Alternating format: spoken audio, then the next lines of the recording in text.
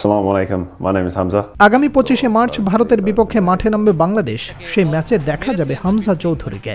এই ম্যাচকে সামনে রেখে হামজার আগ্রহের যে পরিস্ফুটন তা দেখে বলাই যায় বাংলাদেশ ফুটবলের সুদিন আর বেশি দূরে নয়।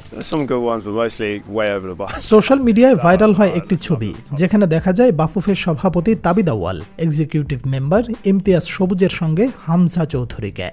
যত দ্রুত সম্ভব বাংলাদেশের হয়ে মাঠে নামতে চান হামজা।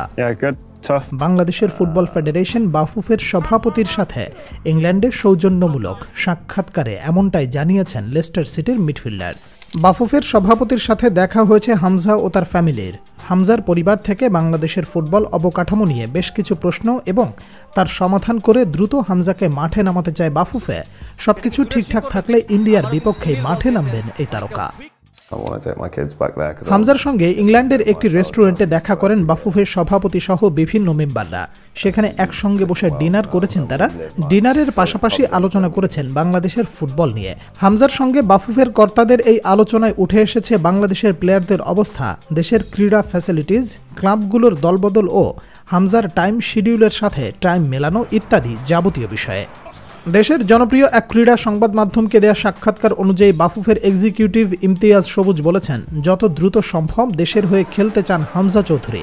হবিগঞ্জের ছেলে হামজা মার্চ মাসে লাল সবুজের জার্সি গায়ে জড়াতে চান। এছাড়া হামজার সঙ্গে বাফুফের সভাপতির আলাপনে উঠে এসেছে বিভিন্ন বিষয়।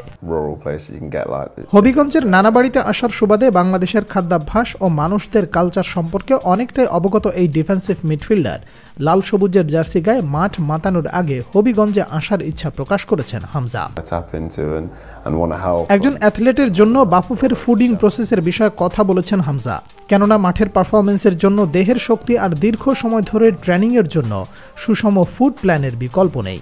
দেশের প্রিমিয়ার লিগের ক্লাবগুলোর অবস্থান কেমন, দল বদলে তাদের ভূমিকা এবং যুব একাডেমিতে ইনভেস্টের প্রতি তাদের ইচ্ছার ব্যাপারে প্রশ্ন তুলেছেন হামজা দেওয়ান চৌধুরী। লেস্টার সিটির ডিফেন্সিভ মিডফিল্ডারের মতে বাংলাদেশের ফুটবলকে এগিয়ে নিয়ে যাওয়ার জন্য একমাত্র পথ বয়স ভিত্তিক দলগুলোকে সঠিকভাবে নার্সারির ব্যবস্থা করা। তবে হামজার সঙ্গে দীর্ঘ সময় এই আড্ডায় খুবই প্রসন্ন হয়েছে বাংলাদেশ ফুটবল ফেডারেশনের কর্মকর্তারা।